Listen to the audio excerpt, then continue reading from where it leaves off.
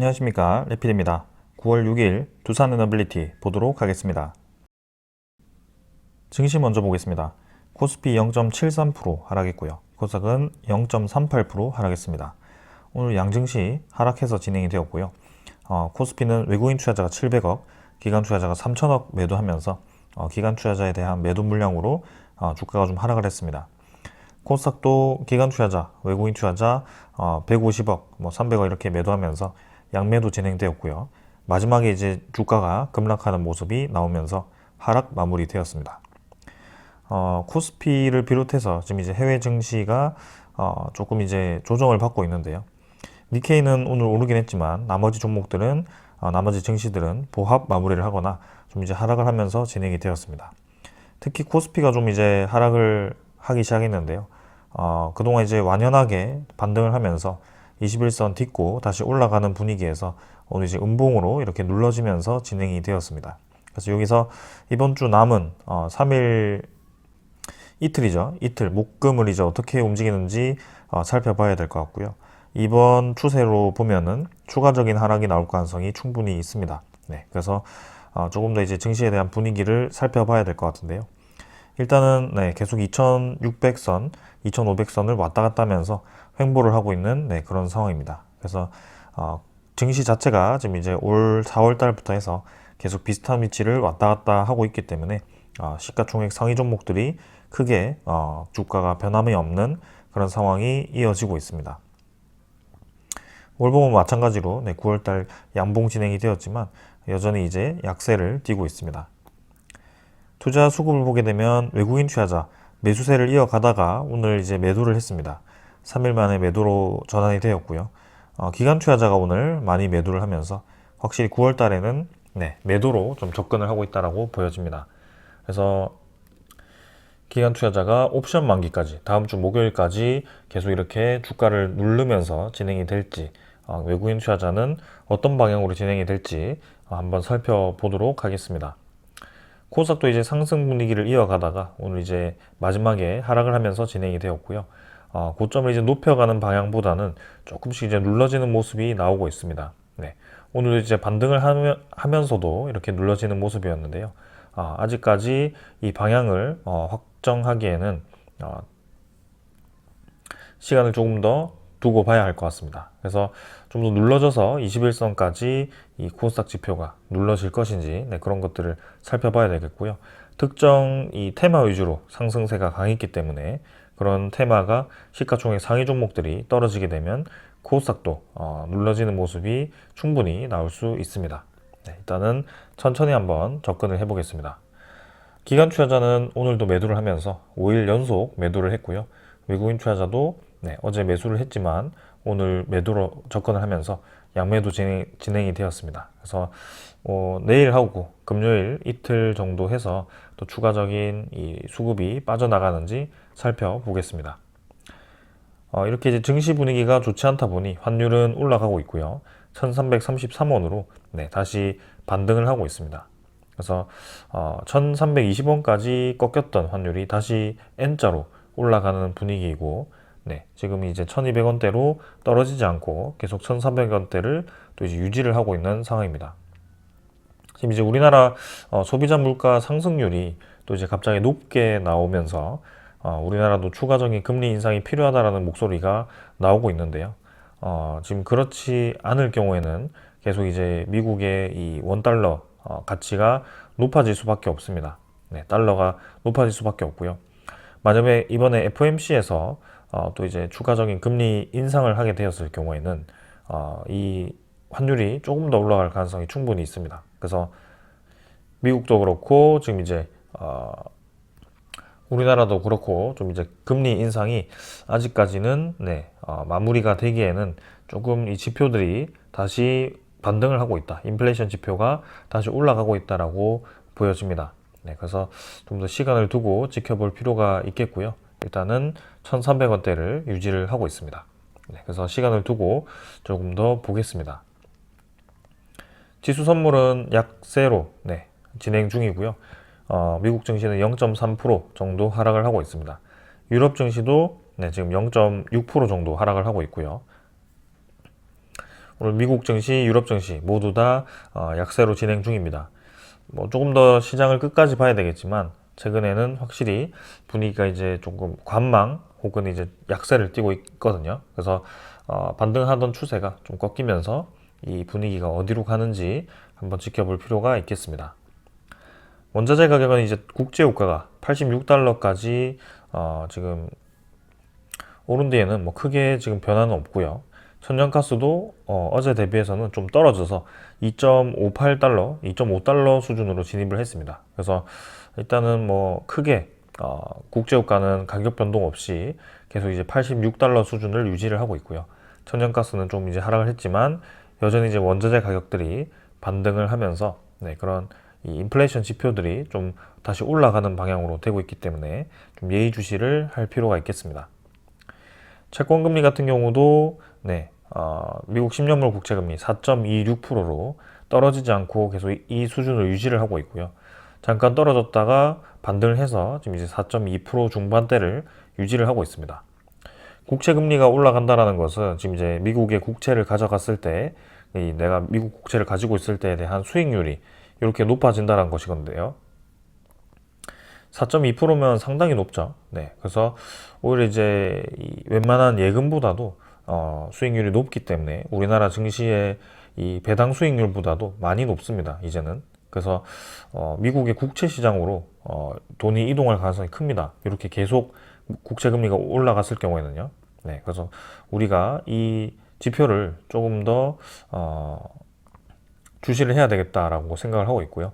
지금 이제 5년 근래에 들어서 가장 높은 금리를 지금 찍고 있기 때문에 여기서 추가적으로 더 올라가서 계속 이제 상승을 했을 때는 좀 문제가 될 수 있을 것 같습니다.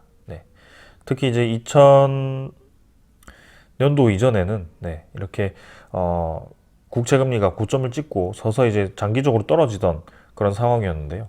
지금 이제 이 코로나 이후에 미국의 이 많은 국채 발행이 이렇게 국채 금리를 상승시키는 작용을 한 것 같습니다. 그래서 이때까지의 추세와는 좀 다르게 진행이 되고 있다는 것이 확연히 이 추세선에서부터 보여집니다. 일단은 국채시장 계속 주시해서 지켜보도록 하겠습니다. 자, 오늘은 이 정도로 이제 증시 살펴보았고 종목으로 넘어가겠습니다. 두산 에너빌리티 보겠습니다. 360원 하락해서 2.12% 하락했고요. 16,610원으로 마무리되었습니다. 자, 오늘도 이제 상승 시작해서 하락으로 진행이 되었고 마지막까지 이제 주가가 눌리면서 진행이 되었습니다. 시간의 거래는 평소보다 적었고요. 16,610원으로 동일하게 마무리되었습니다.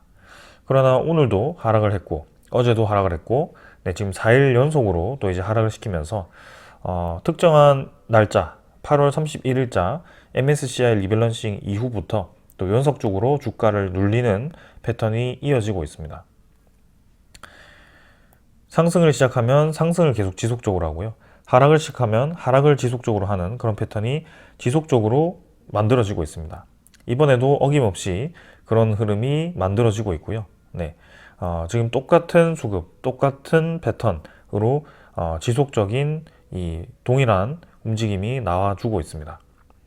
거래량 같은 경우는 오늘 400만 주 정도로 진행이 되었고 전날보다 증가를 하긴 했지만 평소처럼 적은 거래량으로 진행이 되었습니다.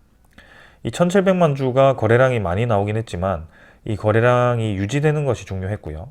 그리고 이 거래량 자체가 사실상 매수 수급이 공격적으로 붙었다라기보다는 이 특정한 날짜에 대해서 수급을 이 날짜가 지나가기 전에 집어넣기 위해서 억지로 끌어올렸다라고 좀 볼 수가 있습니다. 그런 수급이기 때문에 그 날짜가 지나고부터 이렇게 바로 이제 거래량을 죽이면서 주가를 이탈시키는 모습이 나오고요. 그 주체는 뭐 계속해서 똑같은 주체입니다. 모관서울이 또 오늘 40만 주를 매도를 하면서 이렇게 매도 상위에 위치를 했고요. 신한증권도 57만 주를 매도하면서 매도 상위에 위치를 했습니다. 그래서 이 투자자가 특히 외국인 투자자가 계속 비슷한 패턴으로 두산 에너빌리티를 이렇게 주가를 과도놓고 있는 상황인데요. 사실상 이 공매도가 주가를 억지로 누르는 것처럼 보이긴 하지만 주가를 실제로 누르기도 하지만 전체적인 시장 자체가 지금은 좋지 않습니다. 네. 코스피 자체가 지금 주가가 갇혀 있기 때문에 크게 지금 시가총액 상위 종목 위주로 움직임이 없을 가능성이 높습니다. 네. 이때가 이제 2023년 4월 주가가 지금까지 이어지고 있습니다. 계속 오르락 내리락을 하고 있는 상황이고요. 코스피 지표 자체가 이렇게 움직이니 사실 삼성전자라든지 뭐 현대차라든지 뭐 그런 그 상위 종목들 있죠. 그런 종목들이 좋지 않은 흐름이 다 똑같이 만들어질 겁니다.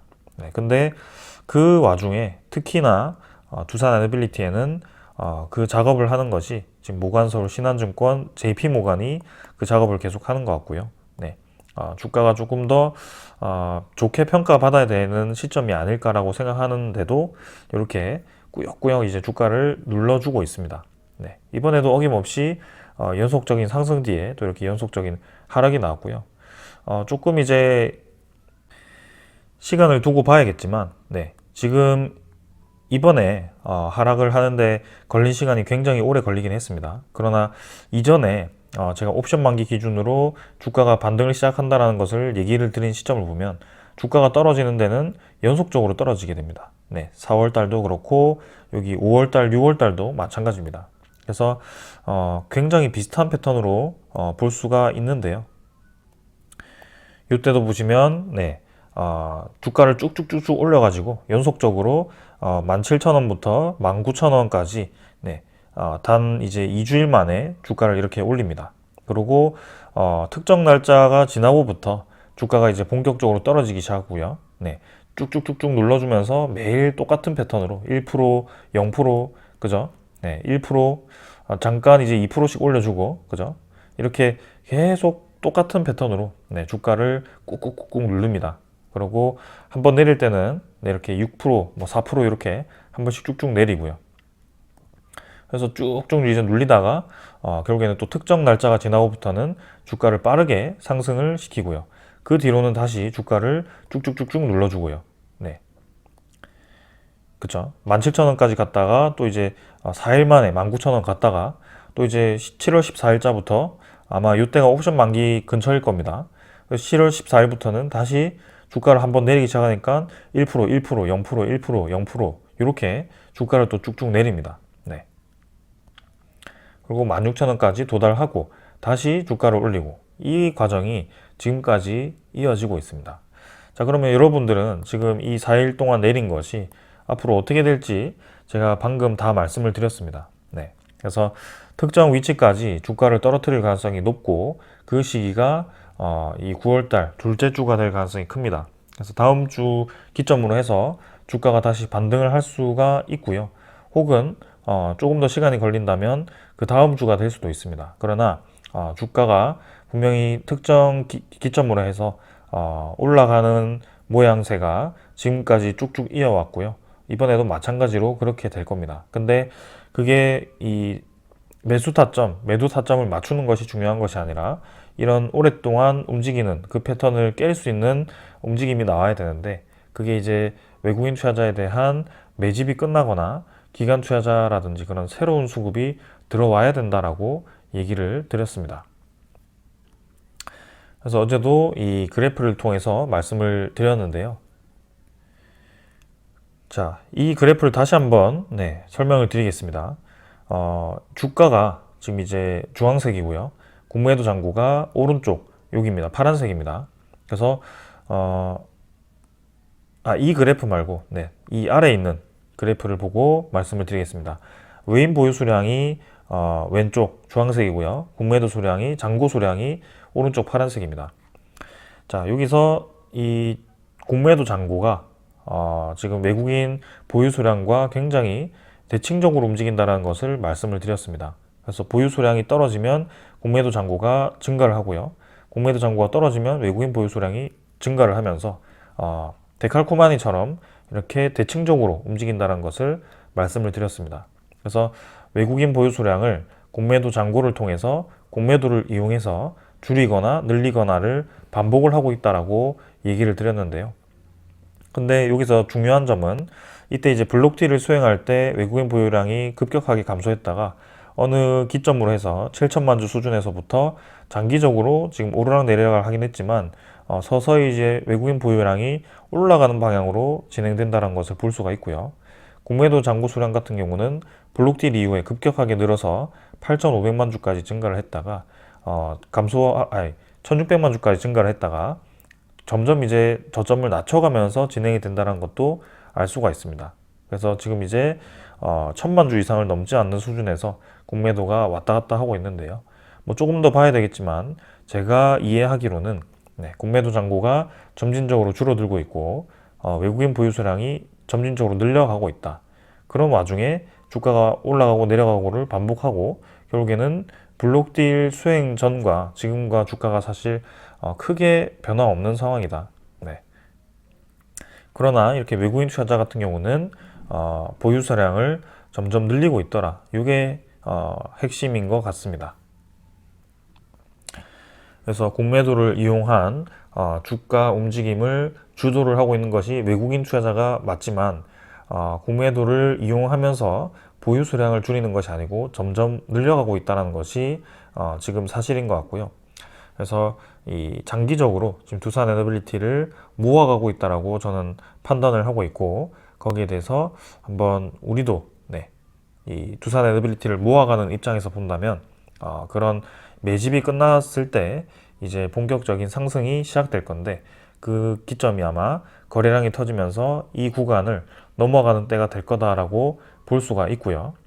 그리고 그 수급이 몰린다라는 것은 지금 이 주가를 움직이는 수급 이외에 다른 수급도 같이 몰려와야 된다는 것입니다. 그래서 이 시장에서 두산 에너빌리티가 스포트라이트를 딱 받아야 되는데 그거는 확실한 소식이 있어야 되는데 그게 아마 조만간 이 하반기에 들려올 수 있는 소식 중에 하나가 되지 않을까라는 것이 저의 의견입니다.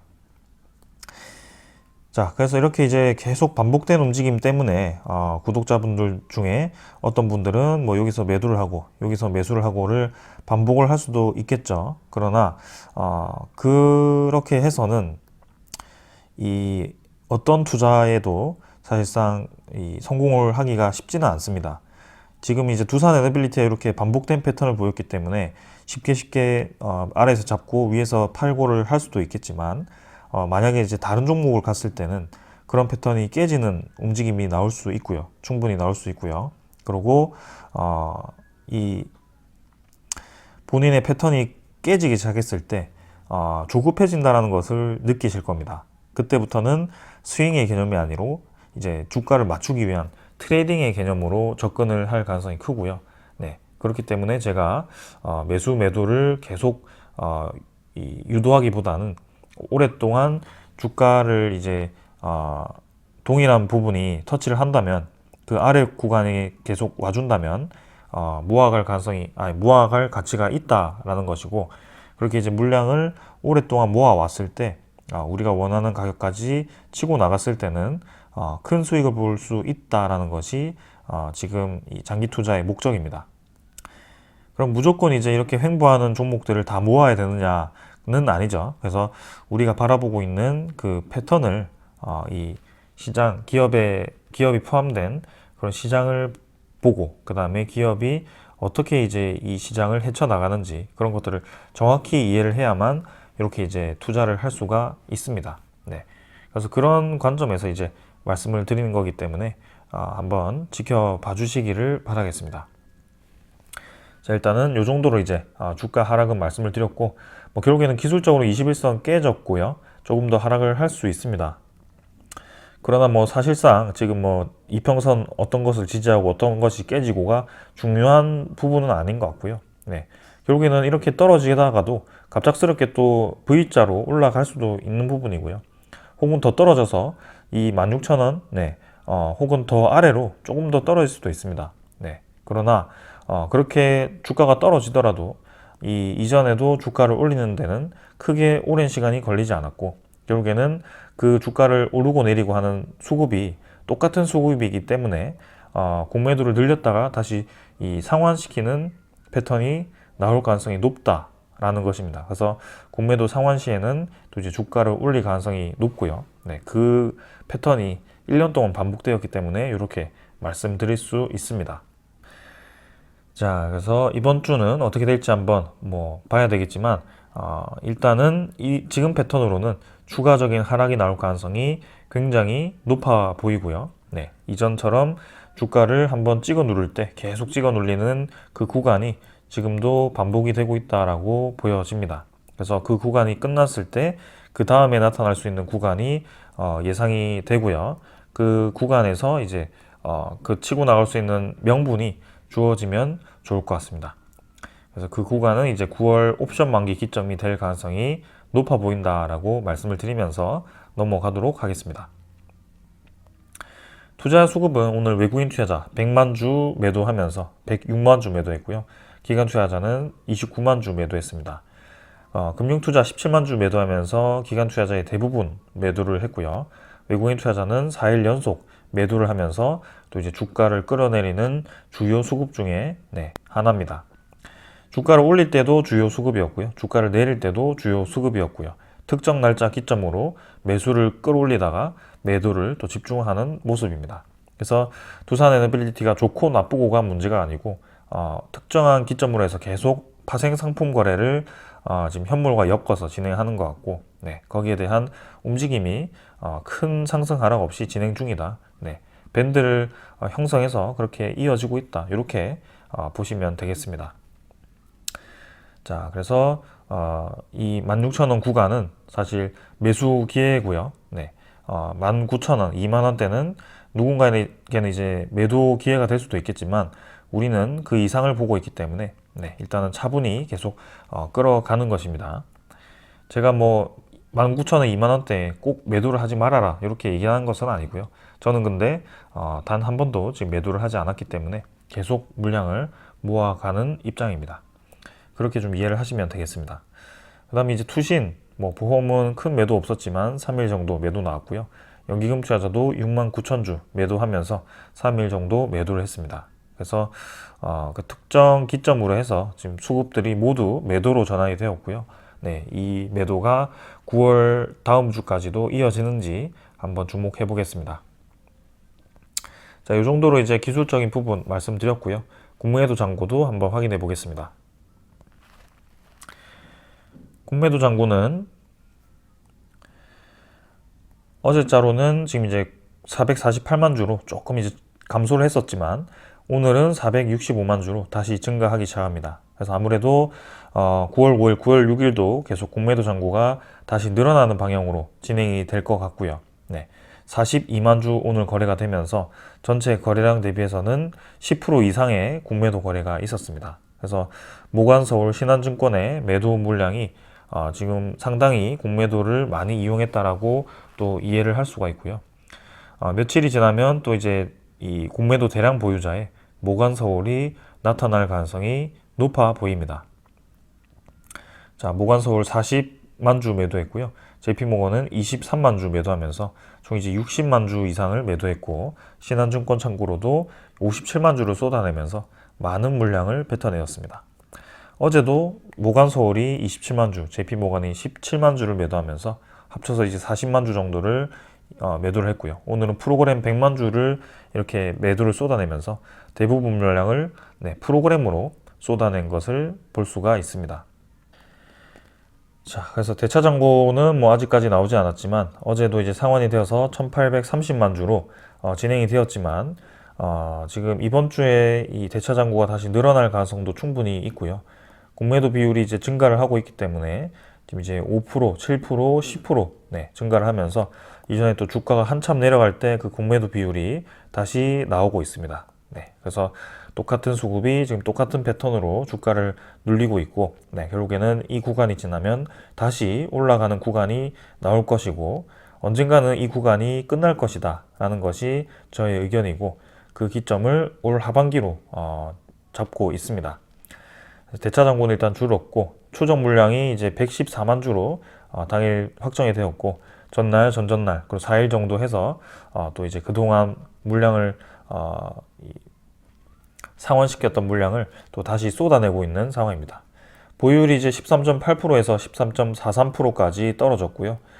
저번에도 이제 12.8%까지 떨어졌던 물량이기 때문에 또 이렇게까지 물량을 감소할 수 있습니다. 계속 1% 수준의 물량을 늘렸다가 줄였다가를 반복하고 있는 상황이기 때문에 충분히 예측이 가능하다라고 말씀드립니다. 그래서 남은 기간 동안 또 이제 많은 물량을 또 이제 쏟아낼 것인지, 혹은 적절하게 이제 매도를 끝내고 또 9월 옵션 기점으로 해서 매수를 집어넣을 것인지, 뭐 그 정도로 기술적으로는 분석을 할 수가 있겠습니다. 자, 그러나 우리는 이제 그렇게 매수 매도를 계속 반복할 것이 아니기 때문에, 뭐 그렇게 하시는 분들은 이런 분석이 의미가 있겠지만, 제가 초점을 두고 있는 것은 그런 것이 아닙니다. 그래서 조금 더 장기적으로 보시는 분들을 위해서 계속 이렇게 이 시황을 말씀드리고 있기 때문에, 관련 소식들을 말씀드리고 있기 때문에 오늘도 이렇게 가져와 봤습니다. 자, 한전 KPS가 이제 원전 추가 건설 시 현실화 시에는 성장성이 개선될 수 있다라고 미래에셋증권에서 발표를 했고요. 네. 목표 주가는 유지를 했지만 이제 투자 의견을 이제 매수로 진행 중이고요. 지금도 이제 계속해서 신규 원전 건설이라든지 해외 수출을 이렇게 염두를 해두고 증권사에서 관련 종목들을 주목을 하고 있습니다. 한전기술도 최근에 리포트가 나왔었고요. 그래서 신규 원전 건설에 대해서 계속 주목을 할 수밖에 없습니다. 지금 이제 제11차 정기본 전력수급 기본계획에 신규 원전과 SMR에 대한 건설이 담길 가능성이 높아 보인다라고 계속 얘기가 나오고 있습니다. 그래서 내용을 보시면 전 세계적인 탄소 중립 달성을 위해서 제11차 전력수급 기본계획에 신규 대형 원자력 발전소 건설과 함께 SMR 실증이 담겨야 한다는 주장이 나왔고요. 제10차 정기본에 의하면 2030년까지 주요 에너지원 발전량을 원자력 에너지를 32.4%, 신재생 에너지를 21.6%, 가스를 22.5%, 이렇게 이제 석탄을 19.7% 등으로 가기로 했다라고 했습니다. 그래서 이 원자력에 대한 비중을 32.4%를 유지하기 위해서는 신규 원전 건설이 불가피하다는 것이 지금의 의견이고요. 신규 원전을 3기에서 4기 정도 지었을 때 그 비중이 달성 가능하다라는 것입니다. 11차 전력 기본계획에 이 원전 비중이 얼마나 또 이제 유지가 될지 혹은 증가할지 모르겠지만, 분명히 지금 이제 신규 원전 건설을 3, 4기 정도는 생각을 하고 있다라는 것이 사실인 것 같습니다. 그게 이제 공식 발표가 된다면 지금 이제 우리나라 관련 업체들이 이 관심을 크게 받을 것 같고요. 이 전력 수급 기본 계획이 빠르면 이제 올해 연말 이제 내년 상반기에는 확실히 나올 거기 때문에 주목을 하고 있는 상황입니다. 거기에 이어서 지금 이제 LNG 복합 발전에 기여하는 전력 수급 안정을 위해서 SMR 등 보조 전원이 또 필수적이다라는 얘기도 나왔고요.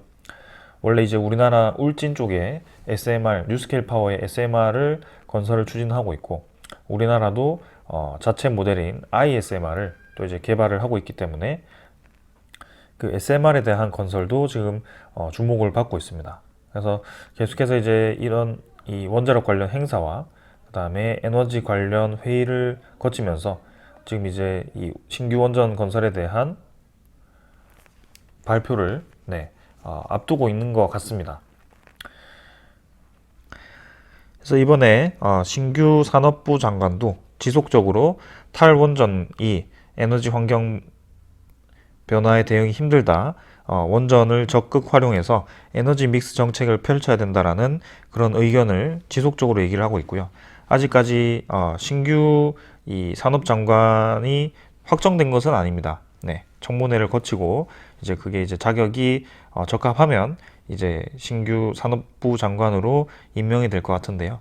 그게 이제 다음 주 정도에는 이제 청문회가 열리고 적용이 될 것 같습니다. 그러나 지금 이제 이 전반적인 이 초점이 계속해서 우리나라 국내 신규 원전 건설에 초점이 맞춰지고 있고, 그 발표가 파급력이 있을 것 같습니다. 그리고 이 우리나라도 탈원전 상징이었던 신한울 2호기를 이달에 시운전에 이제 들어간다라고 하고요. 1400메가와트급의 모델이기 때문에 분명히 이 신한울 2호기의 운전은 의미가 있다고 봅니다. 그래서 폴란드에 대한 신규 원전 수주 또 이제 1400메가와트급이고요. 튀르키예라든지 사우디라든지 뭐 영국이라든지 이런 쪽에 계속 제한하는 것들이 다 1400메가와트급 모델입니다. 그리고 우간다라는 이제 아프리카 국가에도 지금 이제 러시아와 한국이 지금 그 국가와 협력을 하면서 큰 원전 건설을 지금 준비를 하고 있는데 거기에 대해서도 1400메가와트급을 이렇게 준비를 하고 있고요. 그래서 웨이스팅하우스가 수행할 수 없는 모델이기 때문에 우리나라에 또 독보성이 있고, 네. 그리고 이 우리나라가 또 이제 최근에 1400메가와트급을 지어서 이렇게 이 시운전을 한다라고 한다면 바라카 원전도 성공적으로 돌아가고 국내에 지었던 이 신규 1400메가와트급이 다 잘 돌아간다면 앞으로 이제 신규 수주를 하는 데 있어서 우리가 이 1400메가와트급을 우리 기술력으로 이렇게 입증을 했다라고 또 세일즈를 할 수 있기 때문에 상당히 큰 의미가 있는 것 같습니다. 자, 그래서 지금 이제 아까도 보셨듯이 원전 에너지 비중이 32%, 신재생 에너지가 22%라고 해서 그죠? 이 원전 에너지를 계속 높게 유지한다고 아리백이 달성되지 않는다. 신재생 에너지를 등한시한다라는 평가를 많이 하는 것 같은데요. 그건 전 사실이 아니라고 생각을 합니다. 원자력 에너지는 지금도 비중이 이제 28%, 최소 28%에서 30% 정도로 유지가 되었었고요. 네, 그걸 이제 32%까지 끌어올리는 데는 약 2%밖에 증가하지 않습니다. 그러나 신재생 에너지는 현재 지금 수준에서는 이 10% 미만입니다. 네, 그렇기 때문에 이 퍼센트를 22%까지 비중을 증가시키는 것 자체가 상당히 공격적인 투자를 통해서 이 수급을 늘리는 것이기 때문에 신재생 에너지에 대한 투자를 등한시하는 것은 절대 아니라고 보고 있습니다. 그래서 우리나라가 그만큼 이제 그동안 신재생 에너지에 대한 투자가 늦었고 이 투자를 진행하지 않았기 때문에 이렇게 되는 것이다라고 보는데요. 그렇다고 해서 이 늦었기 때문에 빨리 해야 된다. 네, 공격적으로 뭐 40%, 50%까지 무리하게 증가시켜야 된다. 이런 것은 잘못되었다라고 생각을 합니다. 지금 이제 국외에서도 계속 이제 그런 이 신재생 에너지에 대한 건설 비용 증가와 그런 부작용들 때문에 다시 이제 원전 에너지에 대해서 관심을 가지고 있는 상황이고요. 특히 이탈리아 쪽에서도 지금 다시 10년 내에 원자력 발전 재개를 고려한다라고 합니다. 대표적인 그 탈원전 국가들이 다시 지금 원자력 발전을 고려하고 있고요. 스웨덴도 지금 이제 원자력 발전을 공격적으로 늘릴 예정이고, 벨기에도 원자력 발전 재가동을 준비를 하고 있고, 필리핀이 아니고 핀란드도 마찬가지고요.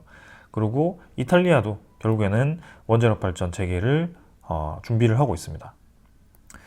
그래서 이탈리아도 전력 수요 중 6%를 해외 원전으로부터 공급을 받고 있는 만큼 이제 수입 전력이 높아지고, 계속 이제 전력 단가가 높아진다면 결국에는 이 효율적인 방향으로 갈 수밖에 없고요. 지금 탈원전 대표 국가인 독일조차도 지금 전력 비용이 너무 올라가면서 거기에 대한 이 산업들, 그죠? 제조업 업체들이 독일에 대한 투자를 꺼리고 있는 상황입니다. 그래서 독일도 지금 유럽의 경제 성장률이 유일하게 마이너스가 예상되는 것만큼 지금 계속 내부적으로 원자력 발전을 준비해야 된다라는 얘기도 나오고 있고요. 지금 본격적으로 이제 그런 기업 유치를 하기 위해서 기업의 법인세도 절감을 해주고 있지만 그렇게 기업이 제조 기지를 만들었을 경우 그 많은 수요 에너지를 어떻게 감당할 것인지에 대해서는 아직까지도 의문입니다. 그렇기 때문에 어느 한 에너지를 100% 달성해야 된다라는 것은 너무 무리한 요구인 것 같고 비합리적이다라고 생각을 합니다. 그래서 적절하게 에너지를 섞어서 써야 되고, 거기에 대해서 지금 전 세계적인 동향이 그렇게 진행 중이다라는 것을 여러분들께 다시 한번 말씀을 드립니다. 그래서 이번에 11차 전력 기본 계획이 발표가 되면 신규 원전 건설이 들어갈 확률이 거의 100%고요. 네, 그게 공식적으로 발표되었을 때 분명히 이 두산 에너빌리티를 비롯한 관련 업체들의 파급력이 있을 것이다. 그리고 9월 달에 예정된 폴란드 방문 시 그 원전에 대한 수주 절차가 추가로 진행되는지, 그리고 UAE 국부 펀드가 지금 이제 방한을 했는데요. 거기에 대한 관련 내용들이 있는지 그런 것들 한번 집중해서 살펴보겠습니다. 주가는 떨어졌지만 결국에는 다시 올라갈 수 있기 때문에 계속해서 횡보하는 구간이기 때문에 지금 오늘 떨어지고 내리고는 크게 중요하지 않다는 것을 말씀드리면서 오늘 여기까지 하겠습니다. 감사합니다.